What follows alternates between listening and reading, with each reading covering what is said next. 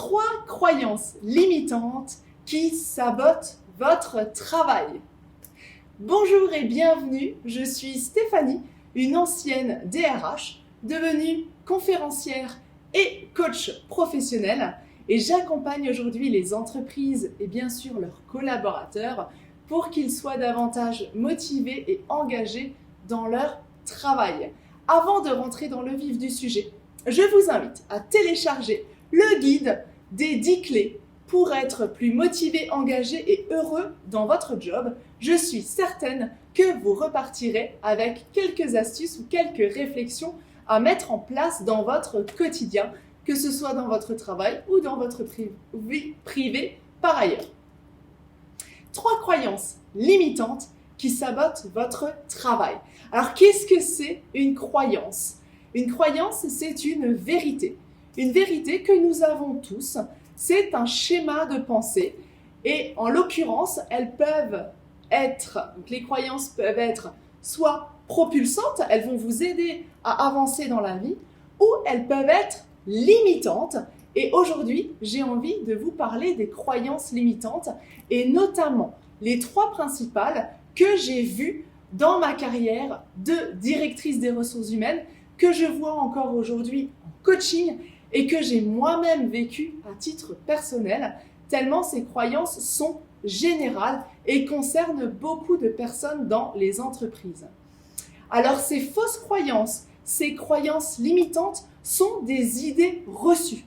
Sachez tout d'abord que c'est une manipulation de votre cerveau.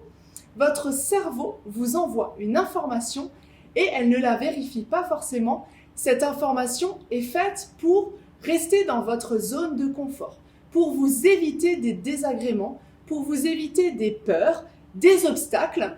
Ce sont des freins psychologiques en fait que votre cerveau vous envoie.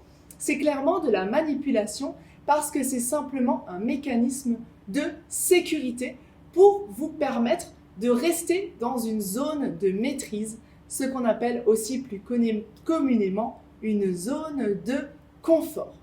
L'idée vraiment de cette vidéo, c'est de vous montrer qu'il existe des croyances fortes qui vont vous limiter et qui vont saboter votre travail.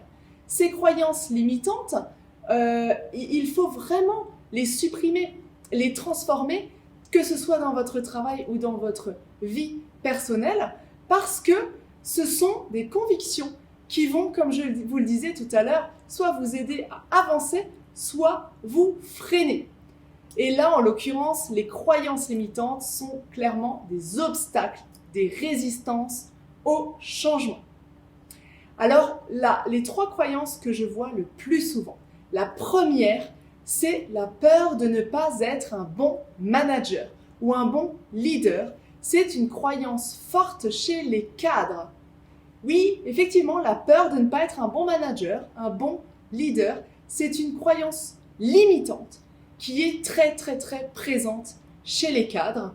Et là, je le vois très souvent. Il y a même des personnes qui se refusent un poste, qui refusent de leur hiérarchie une mutation ou en tout cas une évolution de carrière parce qu'elles ne se sentent pas capables. Elles pensent qu'elles ne peuvent pas être un bon manager. Ça, c'est la première croyance limitante qui sabote clairement votre travail.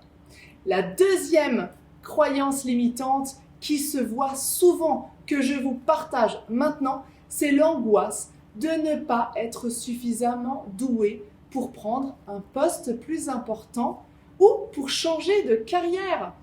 Encore une fois, je la vois quasiment tout le temps, cette croyance limitante. Or, c'est une vision de l'esprit. C'est une perception que vous avez ou pas. C'est pour ça que certaines personnes n'ont pas cette croyance-là parce qu'elles ont réussi à la transformer. Mais en tout cas, cette deuxième croyance que je vous livre, elle est vraiment très présente. La deuxième croyance, c'était donc l'angoisse de ne pas être suffisamment doué pour prendre un poste plus important ou pour changer de carrière. La troisième croyance limitante qu'on voit le plus et qui sabote votre travail, c'est la croyance limitante que vous devez subir pour vous affirmer.